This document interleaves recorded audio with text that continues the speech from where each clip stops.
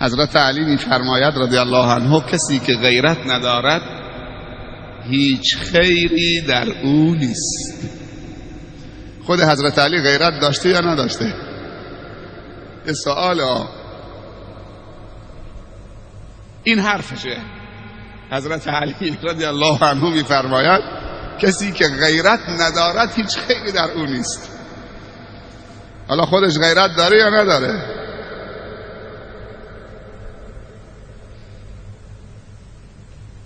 چطوری خیلی ها حضرت علی رو بی غیرت جلوه میدن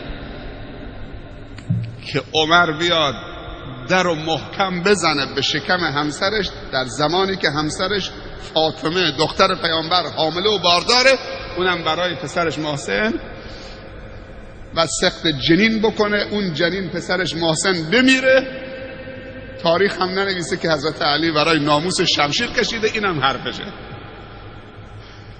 خیلی عجیبه. اونهایی که ادعای حب علی میکنن علی رو بی غیرت جلوه میدن، اما صحبت حضرت علی میگه این را بدانید کسی که غیرت ندارد هیچ خیری در او نیست.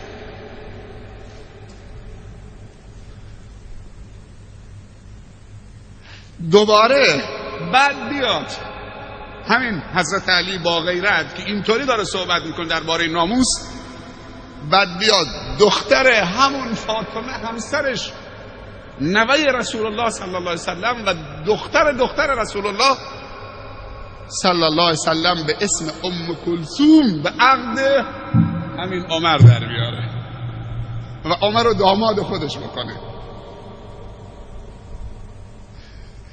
و بعد اسم یکی از پسرهاش هم بگذاره عمر. همون کسی که به ناموسش اینطوری تعرض کرد و زد تو شکمش در دروازه رو.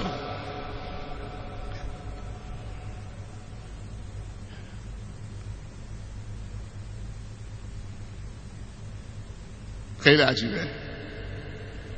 چیزی که ما از علی سراغ داریم که خیلی غیرت داشته، کسی که برای عموم مسلمانان این حرفو داره میزنه، برای ناموس خودش که اونم دختر رسول الله صلی الله علیه وسلم از مرگ میترسید، شهید شده، خنجر خورده تو پیشانیش، اینجا خون فواره زده، کل صورتشو پوشونده و سینه‌شو و ریششو، و بعد خنجر رو گرفته گفته فزت و رب الکعبه، رستگار شدم. چطوری شخصیت ها رو زیر سوال میبرن و اسلام و قرآن و خدا و رسول خدا رو زیر سوال میبرن با این تهمت هایی که به خلفای راشدین میزنن. خداوند میگه لقد رضی الله عن المؤمنین اذ یبایعونک تحت الشجره رضی الله عنهم و رضوا عنه. اینا هر 10 تاشون عشره مبشره هستن، 4 تا خلفای راشدین.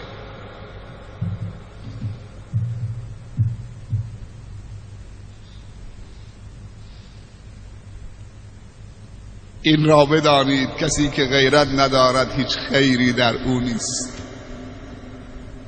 مرد بزرگ گفته کسی که لیاقت پیدا کرده با بهترین زن دنیا و آخرت ازدواج کنه.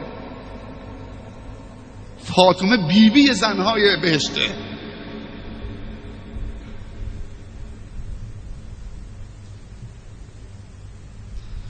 این لیاقت پیدا کرده.